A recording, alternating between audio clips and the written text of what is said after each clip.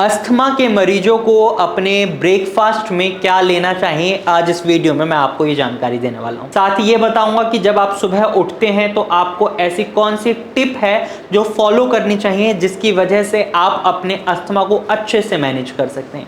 तो चलिए वीडियो शुरू करते हैं। सुबह उठने के बाद आपको क्या करना है। नमस्कार, भारत होम्योपैथी के यूट्यूब चैनल पर आपका स्वागत है और आज इस वीडियो में हम बात करेंगे breakfast diet for asthma patients. अगर आप अस्थमा को फेस कर रहे हैं तो आज की वीडियो आपके लिए बहुत खास है, क्योंकि अर्ली मॉर्निंग में जो हम ब्रेकफास्ट करते हैं उससे हमारा पूरा दिन कैसा जाता है ये बहुत डिपेंड करता है।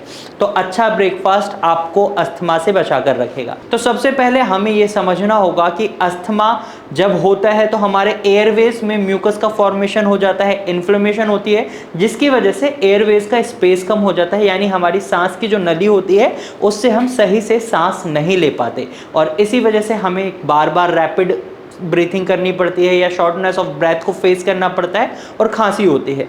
तो अर्ली मॉर्निंग में जब आप उठते हैं और उसके बाद आपको ब्रेकफास्ट में क्या करना है ये इस वीडियो में रहेगा। तो सबसे पहले जब आप उठते हैं, ब्रश करने के बाद आपको हल्का गुनगुना पानी लेना है और उसे पीना है। जब आप हल्का गुनगुना पानी पीते हैं तो इससे जो आपके एयरवेज में म्यूकस फॉर्मेशन हो चुका है, म्यूकस जमा हुआ है, वो पिघलता है और आपके डाइजेशन प्रोसेस के थ्रू स्टूल के वाया बाहर निकल जाता है। और इस प्रोसेस को आपको डेली बेसिस पर 30 दिन तक तो लगातार करना ही है, या लाइफ टाइम अगर आप करेंगे तो डेफिनेटली आपके लिए बेनिफिशियल रहेगा। अब बात करते हैं ब्रेकफास्ट की। फ्रेश हो गए हैं आप, अब आपको अपने खाने में क्या लेना है। जनरली ब्रेकफास्ट की जब बात करी जाती है तो 3 चीज़ें ड्रिंक्स में आती हैं, एक आपका चाय, दूसरा दूध और तीसरा जूस। तो तीनों पर बात करते हैं। सबसे पहले अगर आप चाय के शौकीन हैं या चाय पीना पसंद करते हैं तो चाय बनाते समय आपको कुछ बातों का खास ख्याल रखना है। जैसे कि जब आप चाय बना रहे हैं तो उसमें 1 कप चाय बना रहे हैं सपोज, तो उसमें 1 लौंग, 2 इलायची और इसी के साथ 3 तुलसी के पत्ते और थोड़ी सी अदरक कूट कर जरूर डालें और अच्छे से उबाल कर चाय बनाएं। इस तरीके से अगर आप चाय बनाएंगे तो जो म्यूकस फॉर्मेशन आपके एयरवेज में हो रहा है वो कम होगा और जो सूजन हो रही है उसमें कमी देखने को मिलेगी। नंबर 2 ड्रिंक आती है मिल्क। तो मिल्क को अक्सर मना करा जाता है अस्थमा पेशेंट के लिए, लेकिन आप काऊ मिल्क पी सकते हैं और उसमें भी आपको एक बात का खास ख्याल रखना है। किसी दिन आप अदरक डालें कूट कर उस दूध में, उबालें अच्छे से, या फिर आप हल्दी अच्छे से डालें उसमें और अच्छे से उबालें। 1/2 चम्मच हल्दी भी सफिशिएंट रहेगी काऊ मिल्क में, यानी गाय का दूध ही पीना है, भैंस का दूध नहीं पीना है। डबल टोन मिल्क पी सकते हैं, फुल क्रीम मिल्क नहीं पीना है। और इसको भी आप वीक में 1 या 2 दिन करते हैं तो ज़्यादा फायदेमंद रहेगा। डेली बेसिस पर भी कर रहे हैं तो हो सकता है शरीर में गर्मी बन जाए। अगर शरीर में ज़्यादा गर्मी बनती है तो इन्हें वीक में कम मात्रा में कर दें, यानी मतलब वीक में अगर आप डेली बेसिस पर ले रहे हैं तो 1-2 दिन पर आ जाएं। और इसी तरीके से थर्ड ड्रिंक की हम बात करें तो वो होता है जूस। जूस में आपको एक बात का खास ख्याल रखना है कि आपको खट्टे फलों का जूस नहीं पीना है। खट्टे फलों में जैसे संतरा हो गया, मौसमी हो गया, इस तरीके के जूस नहीं पीने हैं। पाइनएप्पल का जूस नहीं पीना है।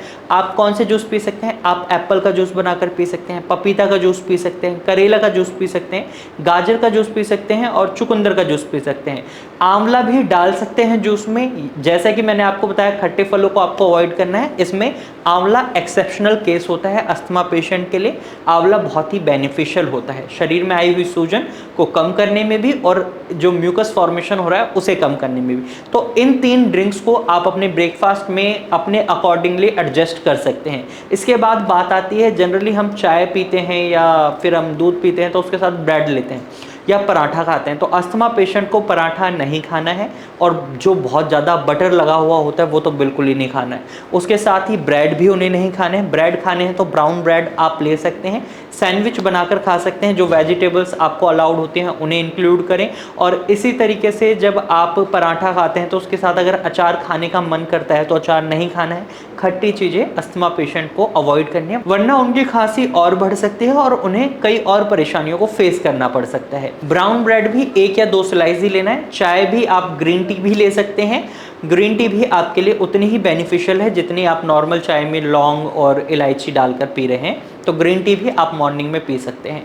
अब बात करते हैं जैसे दलिया खाने की, ओट्स खाने की, तो क्या अस्थमा पेशेंट ये खा सकते हैं? जी हाँ, आप बिल्कुल खा सकते हैं। ओट्स बनाकर खा सकते हैं, दलिया खा सकते हैं, सूजी का चीला बना सकते हैं, बेसन का चीला बना सकते हैं, सूजी की इडली बना सकते हैं, उपमा खा सकते हैं। मात्रा ये रखें, एक बाउल ही रहे तो ज़्यादा अच्छा रहेगा। और अगर आप सांभर बनाते हैं तो सांभर में खट्टे का इस्तेमाल ना हो, टमाटर ना डालें, नींबू ना डालें और नॉर्मल सांभर बनाकर आप खा सकते हैं। साथ ही साथ आप स्प्राउट्स भी खा सकते हैं, या फिर आप काले चने लें, उनको रात को भिगो कर रख दें, मॉर्निंग में उन्हें खाली पेट खाएं, ये भी आपके लिए बहुत बेनिफिशियल रहेगा। ब्रोकली, कैरेट, अपना उपमा बना रहे हैं, दलिया बना रहे हैं, उसमें डाल सकते हैं। जो भी सब्जियां आपको अलाउड होती हैं, घिया, तोरई, परवल, इस तरीके की सब्जियों को भी आप शामिल कर सकते हैं अपने ओट्स में, दलिया में, या इवन आप हल्के चिकनाई वाले पराठे बनाकर खा रहे हैं तो उसमें भी आप इन चीज़ों को इंक्लूड कर सकते हैं। अब ये थी आपकी ब्रेकफास्ट डाइट जो अस्थमा पेशेंट को लेनी है। अगर आप इस डाइट को फॉलो करेंगे तो डेफिनेटली आपका अस्थमा क्योर होगा और आप अपनी हेल्थ के लिए एक अच्छा कदम उठा रहे हैं। इस डाइट को फॉलो करने के साथ साथ आपको एक ट्रीटमेंट की ज़रूरत ज़रूर होती है। अगर आप अस्थमा को फेस कर रहे हैं तो अस्थमा को ठीक किया जा सकता है, अच्छे से मैनेज किया जा सकता है। भारत होम्योपैथी ने ऐसा किया भी है। अगर आप अस्थमा या रेस्पिरेटरी किसी भी टाइप की प्रॉब्लम को फेस कर रहे हैं तो आप भारत होम्योपैथी की डॉक्टर की टीम से कंसल्टेशन ले सकते हैं। आप स्क्रीन पर दिए गए नंबर पर कॉल कर भारत होम्योपैथी की डॉक्टर की टीम से कंसल्टेशन ले सकते हैं और इस तरीके की जानकारी देखने के लिए आप हमारे चैनल को सब्सक्राइब भी कर सकते हैं। अगर अब भी आपके मन में कोई सवाल है तो आप कमेंट के थ्रू अपना सवाल हमसे पूछ सकते हैं और साथ ही अगर आप हमें कोई सजेशन देना चाहते हैं तो आप अपना सजेशन भी हमें दे सकते हैं। आने वाली वीडियोज़ में मैं आपको लंच डाइट और डिनर डाइट के बारे में भी बताऊंगा, तो हमारे चैनल को अभी सब्सक्राइब करें। Thank you for watching.